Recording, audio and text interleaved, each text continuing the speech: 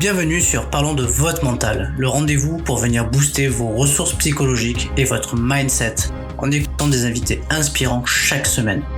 Vous souhaitez être performant dans vos réalisations personnelles, professionnelles, tout en étant bien dans vos baskets? Nos invités de la saison 3 nous partageront comment ils font pour développer leur confiance en eux, leur motivation au quotidien, leurs méthodes pour gérer les échecs, la pression, le stress. Ils témoignent sur leur capacité de résilience et leur détermination pour toujours aller plus loin, plus haut, en restant positif. Abonnez-vous, ce podcast va devenir votre vitamine pour vous doper vous aussi à vous dépasser pour réaliser vos rêves. Et si nous découvrions notre invité du jour? Bonne écoute à toutes et à tous.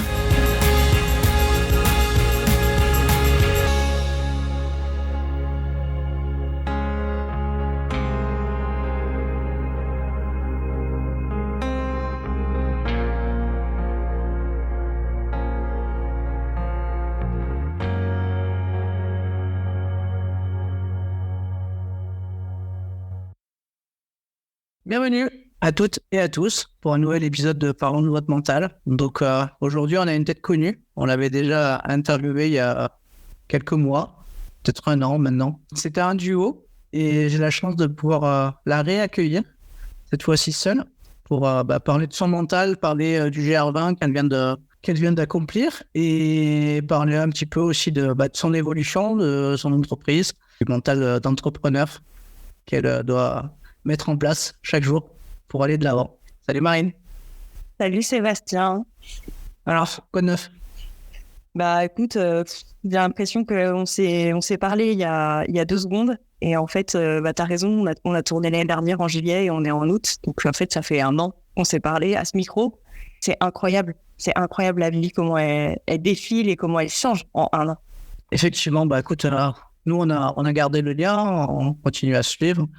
Et je trouvais intéressant en fait de te faire revenir en fait sur le podcast dans le sens où 1 an s'est écoulé. Il y a 1 an, tu crées ta boîte. Donc, ça fait 1 an que tu as mis les pieds dedans et démarre aussi. Je trouvais ça intéressant en fait de venir recueillir un petit peu ton témoignage un petit peu après 1 an. Je trouve que on dit souvent que la première année c'est la plus dure et que on atteint une certaine sérénité au bout de 3 ans. Quand on a passé le cap des 3 ans dans une boîte, on voit déjà un peu plus l'avenir. Mais très souvent, on sait que les 3 premières années sont les plus compliquées. Et très souvent, même au bout d'1 an, il y a beaucoup de gens qui arrêtent et qui abandonnent. Donc, toi, tu es encore là. Donc, je trouvais ça intéressant de pouvoir venir t'interviewer et nous dire un petit peu comment s'est passée ton année d'entrepreneuriat. Écoute, il s'est passé à peu près 1000 trucs. En résumé, effectivement, l'année dernière, je pense que j'avais beaucoup moins de sérénité d'entrepreneur qu'aujourd'hui. Mais c'est aussi parce que les choses se mettent en place, la visibilité, les retours clients qui sont positifs, le fait de construire une communauté qui est forte aussi autour de quand même et autour de moi. Et puis, tu l'as cité en introduction du podcast. Il y a 1 an et demi, j'ai décidé de me lancer dans un pari un peu fou qui est de m'entraîner pendant 18 mois avant de faire le GR20 cet été. Et donc, je pense que tout ça, mis bout à bout, plus les rencontres, et j'espère qu'on va passer sur ce sujet pendant le podcast, font qu'on arrive à une Marine un petit peu différente de celle de l'année dernière. Les valeurs fondamentales n'ont pas changé. La bonne femme, dans le fond, elle a pas changé. Mais en fait, plein de choses en surface ont changé pour le coup. C'est assez rigolo. Ok, la coupe de cheveux déjà. Ouais, c'est lumineux. Hein. Ok. Écoute, comme vous étiez 2 la dernière fois et que finalement le temps de parole était divisé par 2, puisque vous étiez 2, j'ai envie de reprendre un petit peu le process de l'épisode, c'est-à-dire commencer par un petit portrait chinois qui sera pas du tout le même que celui que tu as connu, puisque j'ai un peu réinventé quelques questions depuis. Mince, je pensais me servir de mes réponses de la dernière. Non. Et ensuite, peut-être nous refaire un petit point sur ce que tu fais surtout. Alors, pas forcément revenir sur ton parcours, éventuellement les gens iront réécouter l'épisode d'il y a 1 an. Ouais, d'ailleurs, j'en profite qu'on soit à l'introduction pour dire qu'il faut absolument qu'ils aillent écouter cet épisode, parce que moi, je l'ai réécouté pour préparer celui-là. Et franchement, c'était super chouette aussi ce qu'on avait fait en duo à tes côtés avec Marlène. Et d'ailleurs, je l'embrasse et j'embrasse tous les gens qui ont suivi ce parcours de ouf aussi depuis 1 an. Ouais, puis même Marlène a évolué depuis. Hein. Et c'est pas fini. C'est pas fini. Ok, alors écoute, on va commencer par le portrait chinois. Et ensuite, tu nous expliqueras un petit peu quelles sont tes compétences et les objectifs de ton entreprise. On reviendra, on reparlera de ton mental, on reparlera du GR20, comment tu l'as géré mentalement, physiquement. Quels sont les outils que tu as pu mettre en œuvre, même sans le savoir au départ. Cool, j'ai plein de trucs à dire. Et voilà. Écoute, on y va. On est parti alors sur le petit portrait chinois. Si tu devais choisir un animal, quel animal choisirais-tu et pourquoi? Alors, moi, je ne choisis pas d'animaux. Ah non, je rigole. En fait, ma première réponse serait ça parce que je suis hyper allergique aux animaux en général. Donc, ma réponse, comme ça, à bout de décoffrage, c'est je ne choisis pas d'animaux parce que je suis allergique à la plupart des animaux. Et en fait, ma réponse numéro 2, et donc c'est peut-être celle-là qu'on va retenir, le jaguar. Parce que c'est comme ça que j'ai nommé une partie de ma... Tu sais, il y a Madame Parfaite qui vit en moi et il y a Madame Rapide. Et donc, Madame Rapide fait partie de mes composantes naturelles. Je vais très, très vite dans la vie. Et donc, mon coach en émotion, pour pas le citer, David Paris, m'a dit il faut que tu personnifies la vitesse, etc. Donc, il faut que tu personnifies. Donc, du coup, c'est un jaguar. Et il s'appelle Huracan, ça veut dire ouragan en espagnol. Donc, je choisis le jaguar pour cette raison. Le jaguar, ça fait partie de moi. La vitesse, et dans l'exécution, et dans les décisions dans la vie, c'est moi. Ok. Jugé pour le jaguar. Et la voiture qui va avec bientôt? Alors moi, je suis très... Non, mais c'est rigolo que tu dis ça, parce que moi, je suis très bagnole. La plupart des femmes, ça, c'est choisissent la couleur et tout ça. Moi, je m'y connais en voiture, donc si tu veux, tu me feras pas acheter un pot de yaourt ou un truc qui avance pas. Effectivement, moi, je rêve pas vraiment de Jaguar, je rêve plutôt d'Audi TT, mais voilà, chacun sa canne. Ok, Audi, c'est parti. Si tu étais une émotion, tu choisirais laquelle et pourquoi? Si j'étais une émotion, je choisirais... Est-ce que rire, c'est une émotion? Je sais pas si... Le rire, c'est une émotion. Être joyeux est une émotion. Ouais, je choisirais ça. Être joyeux parce que tu ris. Je trouve que dans la vie, on prend les choses un peu trop au sérieux et finalement, à part la maladie et la mort, il n'y a pas grand-chose de grave. Donc finalement, riez beaucoup, soyez très joyeux et faites des trucs qui vous font kiffer. Vous allez gagner du temps. Et des points de vie. Des points de vie, ouais, excellent. Si tu devais être une devise, laquelle choisirais-tu? Je choisirais une devise en anglais qui dit « Here and now », ici et maintenant. Voilà, instant présent, lâcher prise. Voilà. Pour les connaisseurs. Si tu devais choisir quelque chose qui t'apaise, tu choisirais quoi? J'aurais du mal à choisir entre une séance de méditation avec mon favori Cédric Michel dans mes oreilles, avec le scan corporel, et une séance de coaching avec mon coach en émotion David Paris. Coach en émotion, c'est quoi ça?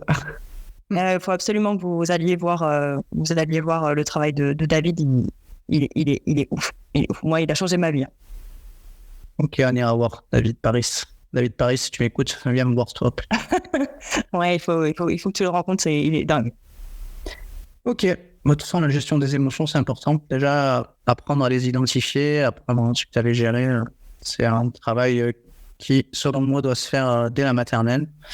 Donc, ouais, t'en parlais justement dans le podcast avec Sarah Lequette, et c'est un truc que vous avez dit que je trouve hyper juste, et que vous l'avez dit, on n'apprend pas ça à l'école, et ça fait partie des choses assez fondamentales dans la vie.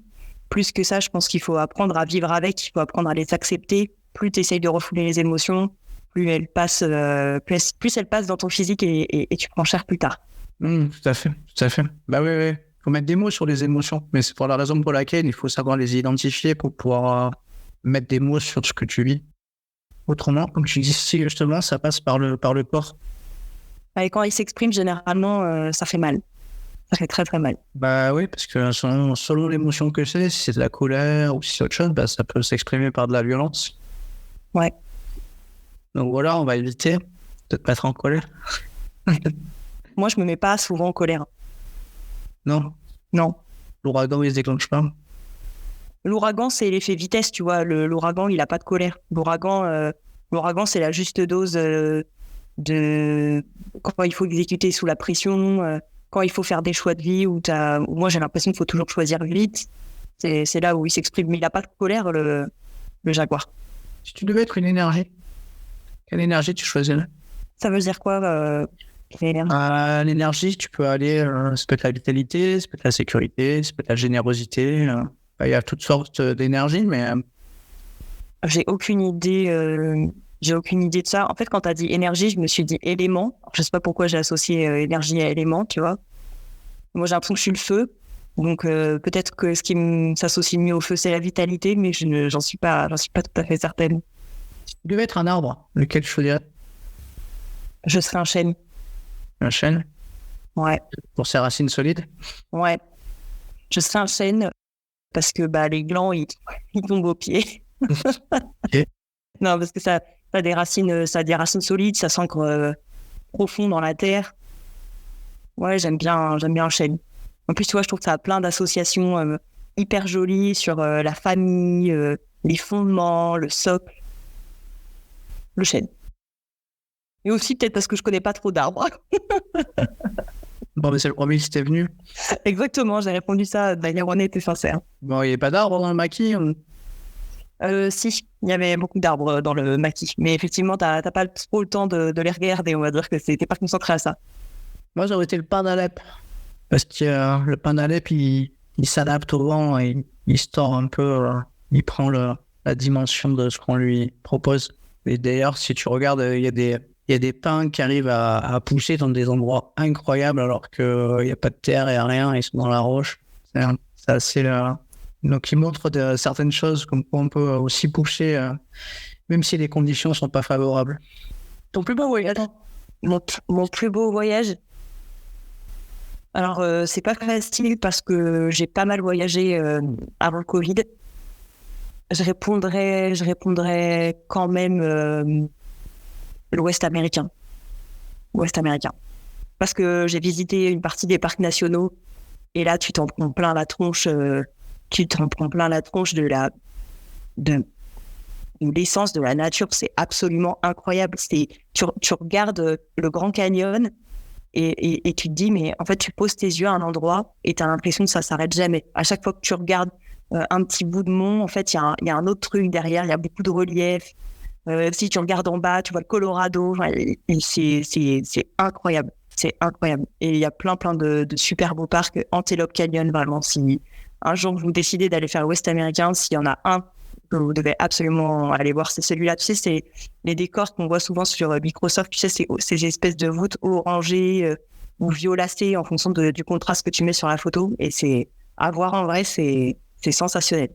Ouais, sans aller même trop loin, en fait, il y a une réplique un petit peu des canyons américains près d'Avignon. Ouais, dans le sud de la France, ouais. Très, très, très chouette aussi. Le défaut que tu as du mal à supporter, c'est les autres. Ouais, ils prennent toute la place parce que c'est ma place.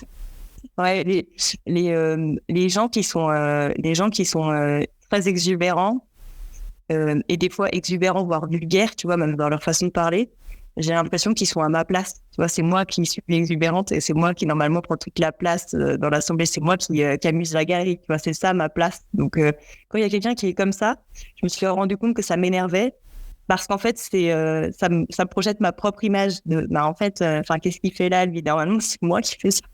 C'est toi le bouffon du roi? Comment? C'est toi le bouffon du roi? Et c'est ça. Et en fait, j'ai remarqué que dans la vie, finalement, les gens que...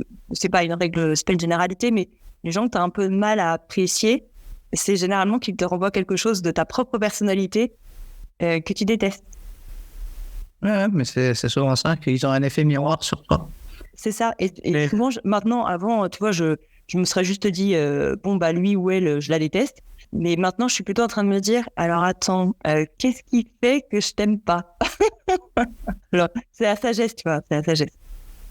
Tu me renvoies qui m'agace. C'est ça. Quelle partie de moi t'es en train de me renvoyer qui m'agace? Non, c'est intéressant. C'est intéressant, toi, d'avoir cette prise de conscience. Pas tout le monde l'a. Donc, c'est intéressant de l'avoir. Allez, une petite dernière. Qu'est-ce qui te ferait le plus plaisir aujourd'hui? De réussir mon challenge 2023. Chaque année, depuis l'année 2019, je donne un nom à l'année, qui est souvent un verbe d'action, parce que ça va avec la bonne femme et son jaguar. Et l'année 2023, elle s'appelle transformer. Transformer, la transformation, etc. Et moi, ce que j'aimerais bien réussir, c'est à transformer. Tu vois, à transformer l'essai sur l'entreprise et la faire suffisamment tourner pour que l'aventure puisse continuer le plus longtemps possible.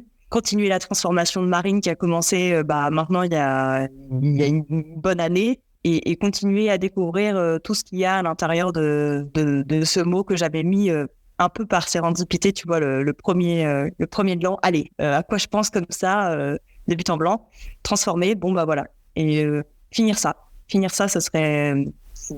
C'est ce qui me ferait très plaisir cette année, tu vois. J'ai besoin de rien d'autre. Ok, tu utilises des expressions de Caroline Mignot, toi. Moi, j'utilise des... honnêtement, je le découvre. Hein. Pardon si je fais du plagiat sans le vouloir. Non, elle utilise souvent ce mot. Sérendipité ? Ouais, très très souvent. C'est un très joli mot pour dire c'est arrivé par hasard. J'ai fait une découverte et une innovation alors que c'était pas prévu. Effectivement. Ok, écoute, on a fait le tour un peu de ce petit portrait chinois qui n'avait rien à voir avec celui de la première fois. J'aurais préféré que tu fasses comme la première fois, tu vois, que tu me demandes qu'est-ce que j'ai envie de manger, c'est quoi ma fleur préférée, tu vois.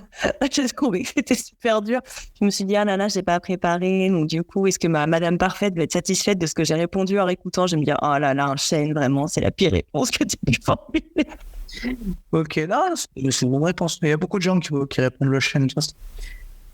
Je te dis, c'est parce que les gens ne connaissent aucun autre arbre. Faut être arbre. Faut être honnête.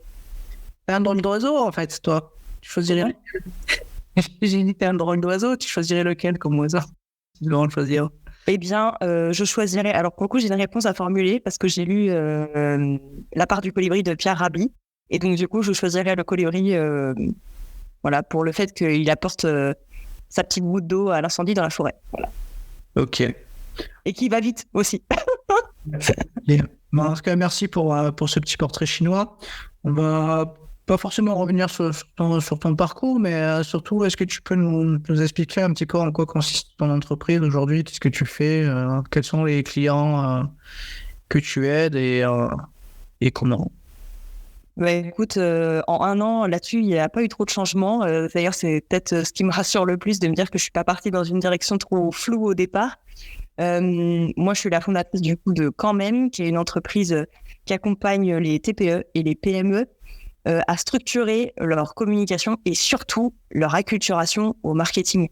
Moi, j'accompagne principalement les clients sur 2 volets dans ce cadre-là. De l'accompagnement marketing entre 3 et 6 mois pour faire en sorte que toutes les actions de communication qui sont menées aient un vrai sens et surtout une intention commerciale la plupart du temps, parce que les entreprises ont besoin de perdurer.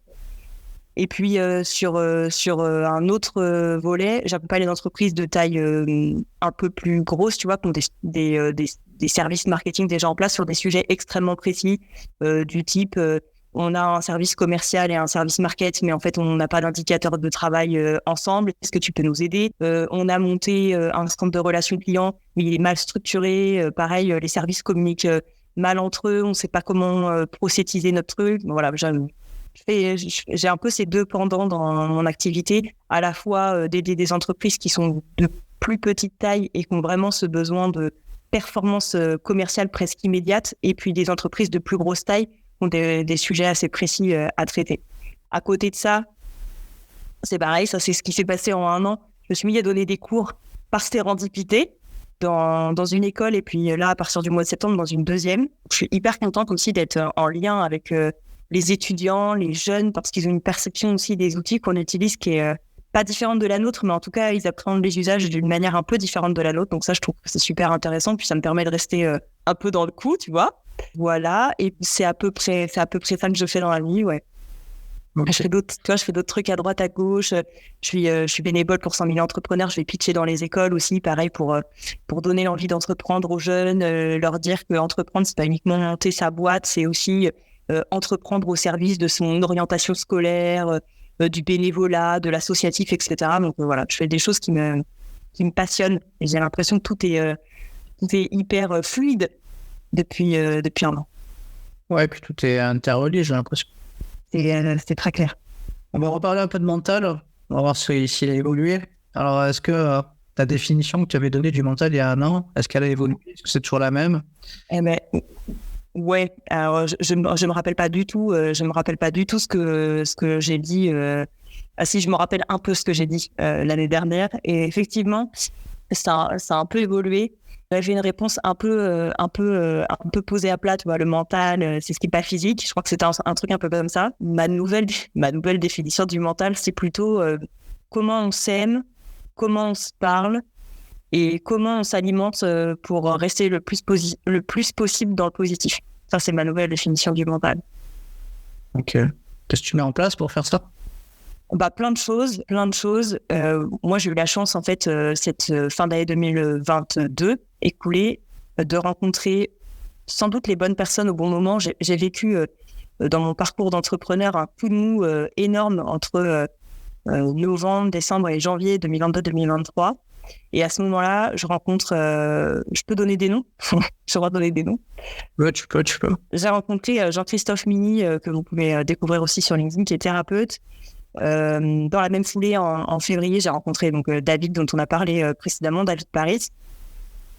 Et en fait, ils m'ont conduit l'un et l'autre à défaire des nœuds, des blocages de mon passé, en fait, parce que je pense que un truc qui est assez compliqué quand tu es entrepreneur, tout le monde te le dit, hein, quand tu t'installes. Oui, tu vas voir, à un moment donné, tu vas être limité par tes blocages, les trucs de ton passé, puis toi, t'es là, non mais franchement, les cons, ils sont vraiment trop mous. Et puis en fait, au moment où tu viens un coup de mou entrepreneurial, parce que dans mon cas, mon activité s'est mise à moins transformer, tu doutes de tout. Tu mets tout à plat, tu te dis de toute façon, je suis une merde, je vais fermer l'entreprise, tout ce que j'ai fait, ça sert à rien. Et donc, j'ai rencontré ces personnes au bon moment parce que du coup, avec eux, j'ai appréhendé le développement personnel, truc auquel je m'étais pas du tout intéressée et je pensais pas du tout être le type de personne, tu vois, adapté à ça. Pour moi, c'était vraiment fait pour les gens qui avaient des problèmes. Je vais pas avoir... Comment? J'aime pas trop le mot développement personnel parce que je trouve que déjà on en parle trop et il y a trop de gens qui se l'approprient. Moi, je pars du principe que de toute manière, à la fin de ta journée, tu t'es développé personnellement, tu n'as besoin de personne. Je m'excuse, tu vois, je mettais ça dans un cadre. Non, mais ça, j'aime bien le repositionner ce mot-là parce que je trouve qu'aujourd'hui, développement personnel, je rejoins un peu du coup la petite fille de Louis de Funès sur le développement impersonnel. C'est-à-dire que aujourd'hui, en fait, tu te lèves le matin, tu fais plein de choses jusqu'à la fin de ta journée. Tu fais un bilan de ta journée, tu vas en tirer des éléments qui vont te permettre d'avoir une croissance personnelle, de tirer des leçons de ta journée et puis d'avancer chaque jour. Moi, je suis plus sur, c'est un terme, tu vois, sur la croissance personnelle, plus sur l'épanouissement personnel. Un développement, on se développe, on a besoin de personne pour se développer, en fait. Tu vois, on le fait, on peut se développer même sous contrainte par ce qui t'arrive dans la vie, en fait. Finalement, tu vois, ce terme développement, il me chagrine un petit peu. Après, c'est ma philosophie, hein. Mais je te laisse continuer sur certains. Non, mais je t'en prie, et t'as raison de situer les choses. Moi, je disais ça plus histoire de placer un peu un cadre. Donc, du coup, voilà, j'ai rencontré ces personnes qui m'ont fait prendre conscience des blocages et des trucs que je trimballais de mon passé. Et ça m'a permis... avec de la visualisation, de rendre plein de choses à plein de personnes différentes. Donc ça, c'est quand même assez bluffant. Moi, je trouvais que ça faisait partie des choses un peu magiques. Tu vois, moi, tout ce qui a attrait à la spiritualité, j'ai l'impression que c'est un peu magique. Donc c'est un peu en dehors de ce que je suis capable de comprendre et de ce qui est tangible. Et en fait, ça m'a vraiment permis de construire... J'aime pas dire le nouveau moi parce que je pense voilà, tu viens de le dire, on continue de croître tout le temps dans la vie, donc voilà. Et puis David sur la partie émotion qui accompagne pour le coup les parents à retrouver le calme pour apporter de la sérénité dans les familles, pour éviter de transférer à nos gamins nos propres peurs, nos propres mal-être, etc. Et la combinaison des deux, bon, moi ça m'a élevé, mais c'est un truc de fou. Par-dessus ça, forcément, le fait de s'entraîner pendant 1 an et demi, tous les jours, de toute l'année, est-ce qu'il vente, est-ce qu'il gèle, est-ce qu'il pleut, est-ce que dalle, tu mets tes chaussures et pendant 1 heure, tu es dehors, tu te tapes les montées, tu te tapes les descentes, tu te tapes les cailloux, tu te tapes la boue, tu te tapes tout ce qu'il y a. Bah forcément, il y a un moment donné, tu changes, tu évolues. Donc voilà, grosso modo, dans mes outils, il y a deux individus et la décision de mener un défi physique, perso, qui a participé à ça, cette évolution de la définition du mental. C'est intéressant, en fait, de se créer une habitude. Et puis, au final, de cette habitude-là, tu te rends compte que comme tu es obligé de braver les éléments extérieurs et que tu ne peux pas agir dessus, forcément, ça peut avoir aussi, des effets assez intéressants sur le reste. À partir du moment où tu es en capacité de t'adapter aux éléments extérieurs sur lesquels tu n'as pas de prise, et finalement tu peux le dupliquer dans plein de choses en fait. Et s'il y a vraiment quelque chose que j'ai appris, tu vois, de cet entraînement physique et après des 13 jours sur le GR20, c'est vraiment que le corps humain, il est capable d'une discipline et de s'adapter.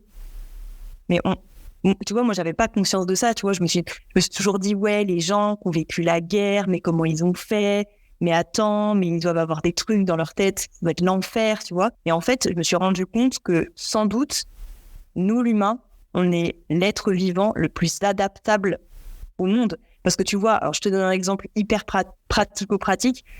Je fais de la lombalgie chez moi régulièrement parce que fatigue, stress, machin. Je me suis acheté un matelas de gna gna gna, tu vois, avec de la literie qui va bien. Je me lève le matin, j'ai mal au dos. Et on m'a expliqué, gna gna, le stress, la pression, etc.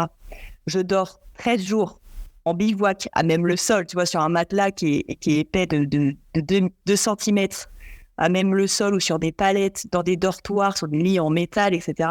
Je fais pas 13 jours de lombalgie. Tu vois ce que je veux dire? Donc, en fait, je suis rentrée en me disant, Marine, tu n'as pas de lombalgie.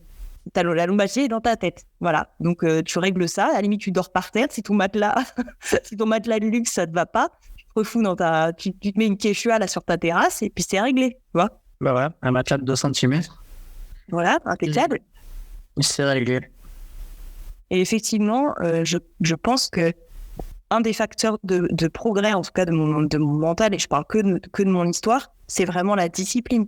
Quand tu as une discipline de dingue et que tu décides que de toute façon, de 8h30 à 9h30 jusqu'en juillet l'année prochaine, tu es dehors, 5 jours sur 7 minimum, tu es déterminé. Et je te jure, quand il a fallu, la semaine d'avant, partir au GR1, commencer un peu à desserrer mon entraînement parce que tu vois, il fallait que je me repose aussi et tout et pas être trop dans le dur pour attaquer. Je me suis demandé à 8h30 qu'est-ce que je faisais derrière mon ordi. Tu vois, j'étais là, mais attends, mais je suis perdue. Je fais quoi de ce temps? Enfin, tu vois, j'étais paumée. Comme quelqu'un qui a créé une nouvelle habitude. Ouais, c'est une droguée de la marche. Non, pas que maintenant. T'as créé une addiction. Ouais. Ok, mais justement, on va en parler un petit peu de ta nouvelle addiction, mais surtout de ton GR20. Souvent, dans le podcast, on avait évoqué la confiance en soi, le droit à l'erreur, le regard des autres, la positivité, la motivation. Enfin voilà, on avait évoqué plein de choses. La gestion des émotions, la détermination. Alors, l'idée, c'est pas de refaire l'interview qu'on avait déjà faite. Il n'y a pas d'intérêt, mais c'est plutôt d'adapter cette interview-là à l'épreuve que tu viens de vivre et on va dire, de revisiter ces différentes thématiques sur ce GR20, c'est-à-dire voilà, est-ce que tu penses que du coup d'avoir réalisé ce GR20, est-ce que ça a eu un effet sur ta confiance en toi? Comment tu vois le droit à l'erreur aujourd'hui après cette épreuve-là? Alors pour répondre à ces 2 premières questions, je l'ai écrit dans la newsletter que j'ai sorti juste après. Moi j'ai décidé de faire le GR20 parce que j'ai vécu 4 ans, ces 4 dernières années, un divorce. deux déménagements, un changement de vie avec ma fille, etc., l'entrepreneuriat, le choix d'installer mon entreprise. Et j'avais l'impression qu'il fallait, je ne sais pas pourquoi, clôturer ces 4 ans de changements intenses, de vie, ces turbulences permanentes que j'aurais appelées avant épreuve de la vie. Et que, a posteriori légèrement, j'appelle aventure. En fait, je suis rentrée sur ce parcours et j'avais décidé que ça mettrait fin à mon ancienne vie, tu vois. Et du coup, sur le sujet de la confiance en moi, par rapport à ces 4 dernières années qui ont été extrêmement turbulentes, vu les aventures, c'est pas complètement perdu confiance en moi, mais en tout cas, j'ai bâti un système autour de moi qui faisait penser aux autres que j'allais bien et que j'avais confiance en moi parce que c'est dans mon caractère, parce que Marie n'a jamais mal, etc. Et en fait, je suis revenue du GR20 et je me suis dit, c'est un truc de fou, mais ça y est, j'ai de nouveau confiance en moi. C'est impressionnant de partir, d'avoir décidé de mettre en place ce tunnel de transformation, tu vois, transformer mon année 2023, et de revenir et d'être sûr et certain que maintenant j'ai la confiance. Alors qu'en fait, c'est un processus, tu vois bien, qui a pris 4 ans. Forcément, je suis pas passée de l'un à l'autre. Et donc, du coup, effectivement, je constate a posteriori que j'avais perdu confiance en moi, que j'ai donné l'impression aux gens que j'ai jamais perdu cette confiance, alors qu'en fait, je la ressens que maintenant, après avoir vécu cette épreuve, cette étape, cette aventure de dingue. Voilà ce que je pourrais dire sur cette question. Et tu as une vision différente maintenant sur le droit à l'erreur ? Je pense que dans la vie, il vaut mieux passer à l'action et en tirer un enseignement, même si, tu vois, tu as l'impression que l'effet est négatif, parce que droit à l'erreur, ça veut dire que l'erreur, elle est négative, mais en tirer un enseignement, plutôt que de ne rien faire du tout. Je pense qu'il faut tout s'autoriser dans la vie. Il faut tout s'autoriser. Et encore une fois, c'est par effet de... faut être léger, faut pas prendre la vie trop au sérieux. C'est surtout, faut faire les choses qui nous font plaisir ou envie. Je sais qu'il y a plein de gens dans la vie qui décident de pas être dans le mouvement parce qu'il y a une famille, parce qu'il y a un compagnon, parce qu'on a peur de perdre les autres. Mais en fait, quand on est en train de faire ça, on se met soi-même dans une espèce de cocotte, on ferme le couvercle, puis on se dit allez, ça va aller parce que j'ai ma famille, parce que j'ai mon compagnon, parce que j'ai des obligations. En fait, en fait, ça va exploser plus tard. Parce que quand l'idée, elle naît dans ta tête, de toute façon, si tu le fais pas, tu le prends version crise de la quarantaine, crise de la soixantaine, ou j'en sais rien, quoi. Et crise existe. Et tu mets ça derrière le mot crise, alors qu'en fait, c'est juste que toi, tu t'es pas réalisé à un moment donné sur quelque chose que tu avais envie de faire. Donc oui, il faut s'autoriser toutes les erreurs, parce que à partir du moment où l'idée, elle naît dans ta tête de faire les choses ou de les faire différemment, bah, de toute façon, il faut y aller. Faut y aller. Mais c'est difficile aussi parce qu'on vit dans un monde où on a bâti la structure couple, on a bâti la structure famille dans un espèce de moule, dans un espèce de cadre où on serait censé ne pas faire les choses pour soi à côté, tu vois. Nous, il faudrait qu'on s'adapte parce que c'est mieux. Bah oui, mais t'es maman, bah oui, mais t'es entrepreneur, machin. Et en fait, tu vois, ça va super bien avec le regard des autres. Tu fais les choses parce que c'est ce qu'on attend de toi. Puis t'es malheureux. T'es malheureux. Malheureux. Ouais, effectivement. Et je me souviens plus c'est quel acteur qui dit ça, mais on dit que donc lui, je crois qu'il a jamais été spécialement en couple. Quand il a été, ça n'a jamais été. Mais en fait, il dit que dans le couple, malheureusement, il y en a toujours un qui est le pansement de l'autre. Il y en a toujours un des deux qui est niqué, en fait. C'est peut-être pour ça que maintenant c'est compliqué d'être en couple, d'ailleurs. Parce que je pense que en tout cas, je parle pour moi. Je pense que c'est très compliqué pour quelqu'un de se positionner dans la vie de quelqu'un comme moi, parce que comme je sais tout le temps ce que je vais faire, comme j'ai tout le temps de la motivation sur comment je vais conduire ma vie, qu'est-ce que j'ai envie de faire le prochain coup, etc. Les gens se disent mais attends, mais comment on trouve sa place dans la vie de quelqu'un qui est comme ça, quoi. Puis quelque part qui vit que pour sa pomme, tu vois. Mais après, j'ai envie de dire, moi je trouve pas ça très dérangeant parce que au final, je pense que pour vivre entre guillemets, d'une manière épanouie à deux. Alors, je parle pas de couple parce que j'aime pas le mot couple. Ça me fait trop. C'est comme le mot développement personnel. Mais je vais faire une liste pour les autres invités, tu sais. Non, mais je trouve que on est deux entités différentes, quoi. Donc, deux entités différentes qui ont besoin de se développer sur les choses qui nous animent. Et après, il y a des temps de rencontres à deux où on évolue ensemble sur d'autres choses. Donc, je pense qu'il y a 3 chemins. Et si t'es pas capable de gérer les 3 chemins, c'est là où tu te plantes, en fait. Parce que si tu vas trop dans les attentes de l'autre et à suivre le chemin que finalement t'es imposé parce que tu sais pas te dire non, mais moi c'est pas ça que j'ai envie, finalement à un moment donné t'es frustré et tu pètes un câble. Donc en fait je pense que c'est un juste équilibre à trouver, mais sans forcément parler de couple, mais plutôt sur chacun a un chemin et et puis quand tu décides de te retrouver, toi c'est ça en fait c'est le fait de s'écarter, se retrouver, tout en menant ses propres passions, ses propres activités et en ayant des moments où tu vas partager l'un et l'autre des passions qui t'animent, tu vois. Ouais. En plus que l'autre, tu peux en tout cas, tu peux partager. Après, ça ne veut pas dire que l'autre va aimer, mais en tout cas, je trouve que voilà, je vois plus les choses comme ça, tu vois, aujourd'hui. Notamment, il y en a les deux qui niquent. Moi, je pense que j'ai mis fin à plein de relations. Parce que je me suis dit, moi, j'ai pas envie de cette vie-là. Et l'autre, il sera pas heureux dans la mienne. Et comme je préfère pas être avec toi et que toi, tu sois heureux dans la vie que tu as choisie, plutôt qu'on soit ensemble et que moi, je crève de douleur parce que c'est pas la vie que toi, tu proposes que moi, j'ai envie d'avoir. Ouais, tu veux pas imposer aux autres ce que tu as. Ouais, je comprends ce que tu veux faire. Bon, on s'est éloigné du GR20. Mais bon, c'est un peu la même chose. Dans le GR20, en fait, surtout ce qui est en lien avec... du coup, ça devait pas être facile. Est-ce qu'à un moment donné, tu t'es dit, putain, qu'est-ce que je fous là ? Pas qu'est-ce que je fous là, mais tous les jours, je me suis dit que j'allais arrêter. Tous les jours. Je suis partie faire le GR20 avec mon père. Et on était un groupe... on est parti avec une structure.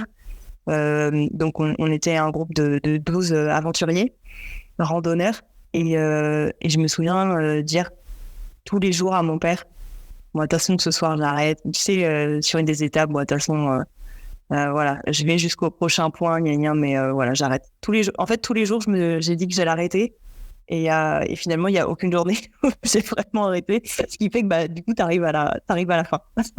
C'est intéressant, tous les jours tu dis que t'arrêtes. Qu'est-ce qui te motive à continuer finalement, puisque finalement tu dis que tu vas arrêter, mais tu repars.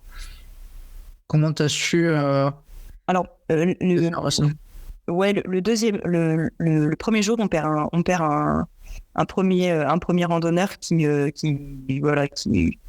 une crise de panique, physiquement est pas au rendez-vous, etc. Donc le guide le redescend tout de suite sur la première étape. Donc on fait la première étape quasiment pas en autonomie, mais pas loin les 11 autres, tu vois.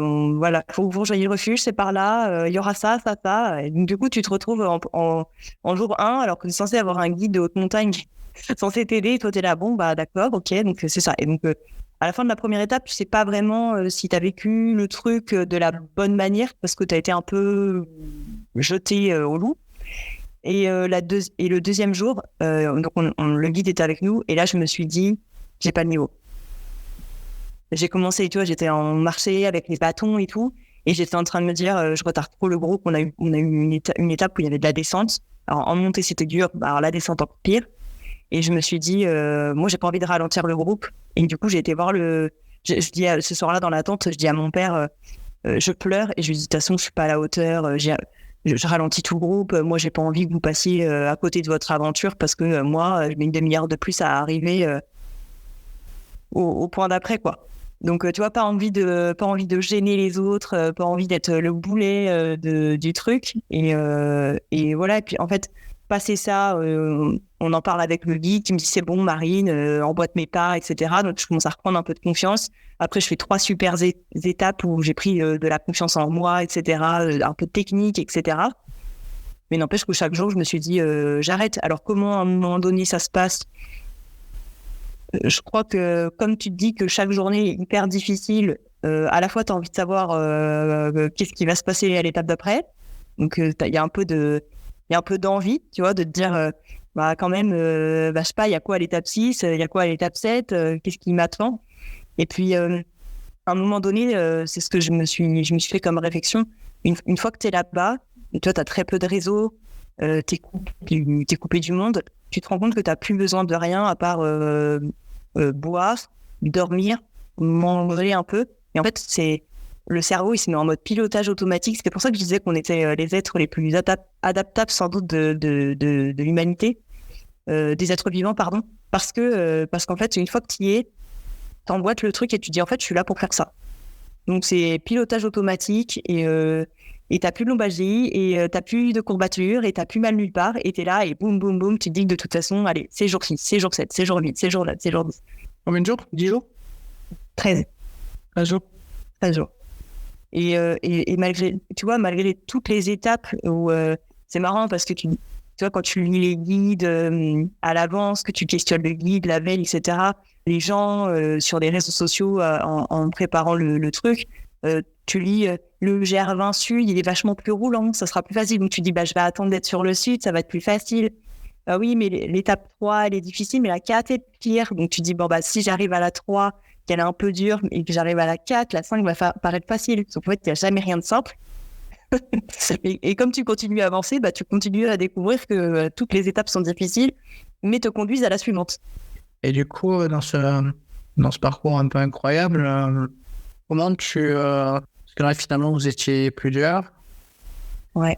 Et finalement, ce qui est assez appréciable, c'est que le regard des autres sur ta performance, elle était plutôt bienveillante, puisque vous êtes tous dans une sorte de coopération pour que chacun arrive au bout, non? Ouais. Tu sais, en plus, j'ai eu l'impression qu'on a été placés comme une meute de loups. Dans une meute de loups, on met toujours les vieux et les faibles devant. Et c'est vrai. Et les sportifs et les forts derrière.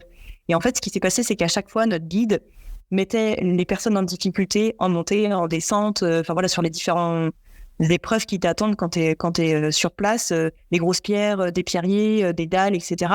Et il met la première personne derrière lui, qui est la personne qui est en difficulté sur le truc, ce qui fait que les autres sont obligés de s'adapter à ce rythme-là. Et comme toi, tu as la force du groupe qui te suit derrière, ce que tu dis, de toute façon, il faut que j'avance, ça te fait avancer.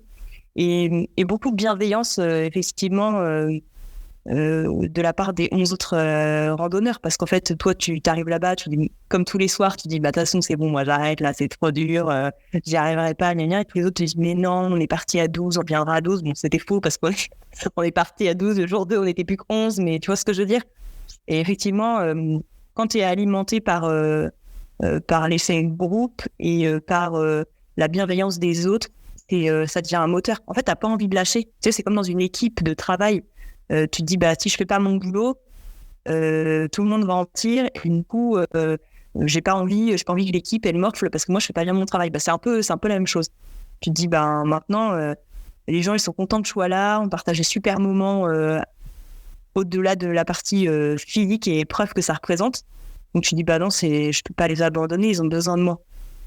Ouais, du coup, la force du groupe, ça a été aussi un élément de ta motivation à continuer chaque jour.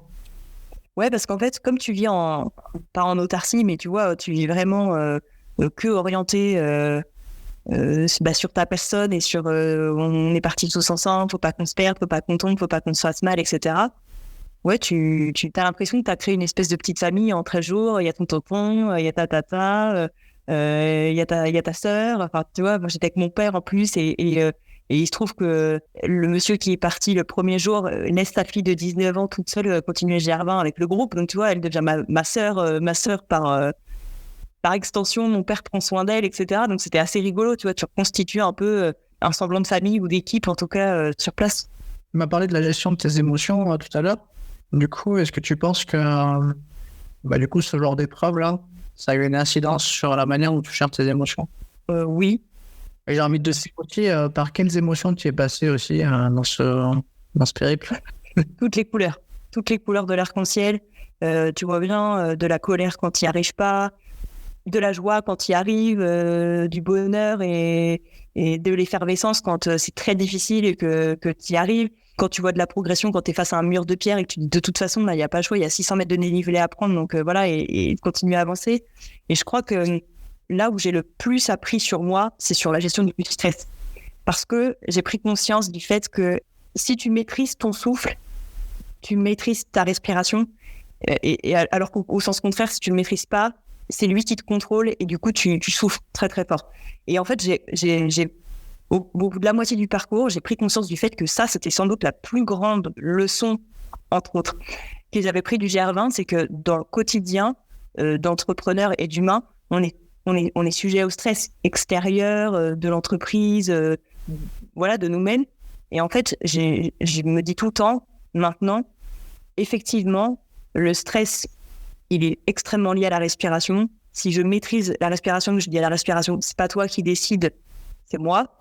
Bah en fait, ça se passe quand même vachement mieux. Et tu vois, ça me fait penser aux exercices de respiration de Sarah Saidi et tout ça.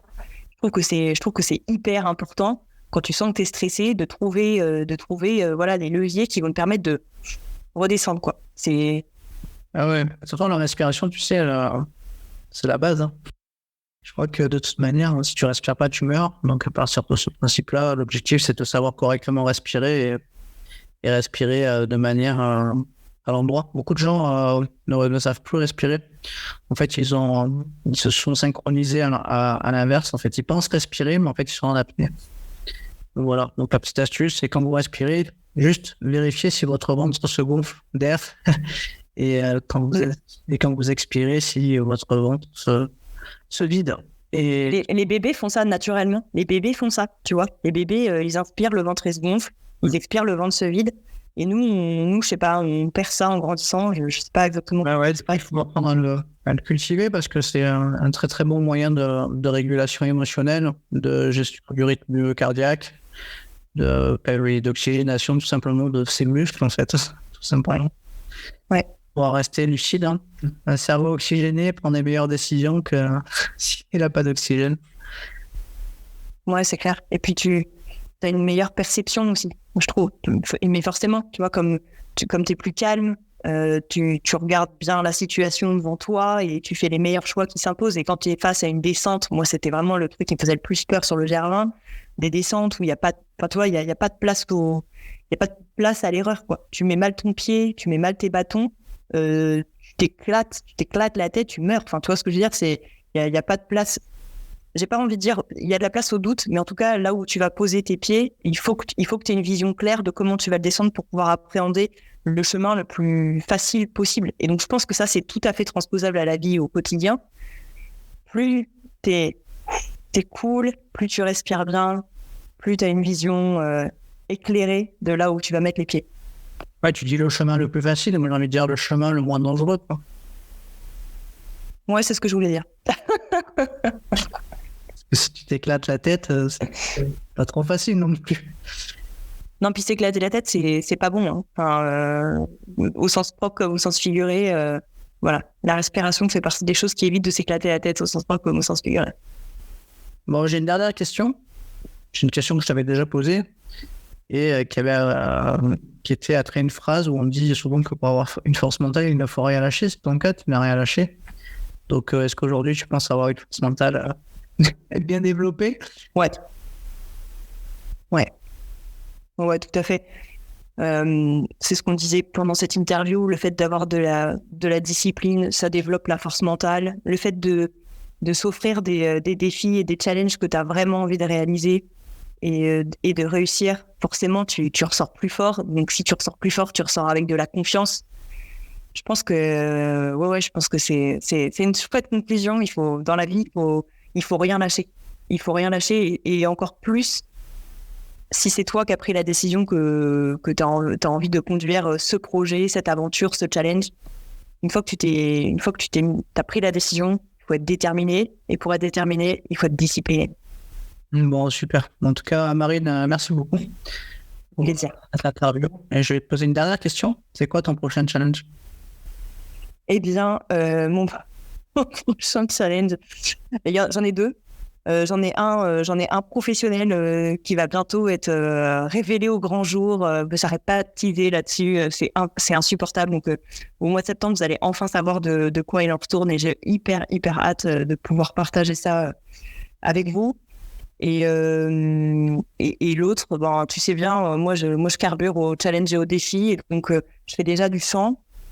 Et mon compagnon, mon duo magique m'a demandé si j'accepterais de commencer à faire de la guitare. Donc, du coup, j'ai commencé, juste après de Germain, j'ai commencé les cours de guitare. Donc, voilà, maintenant, il faut que je réussisse à enchaîner un do avec un sol et un fa avec un sol. Et c'est vraiment difficile d'enchaîner un fa avec un sol. Ça fait mal au doigt en plus. Ouais, je commence à avoir de la corne, c'est à force de m'entraîner. Voilà. Écoute, merci beaucoup. Avec plaisir. Merci de m'avoir invité et d'avoir proposé de développer ce sujet ensemble. Si cet épisode t'a plu, tu peux le partager en me taguant ou en lui laissant 5 étoiles sur Apple Podcast. Tu pourras aussi être tiré au sort pour gagner un test HomeSat pour évaluer tes qualités mentales.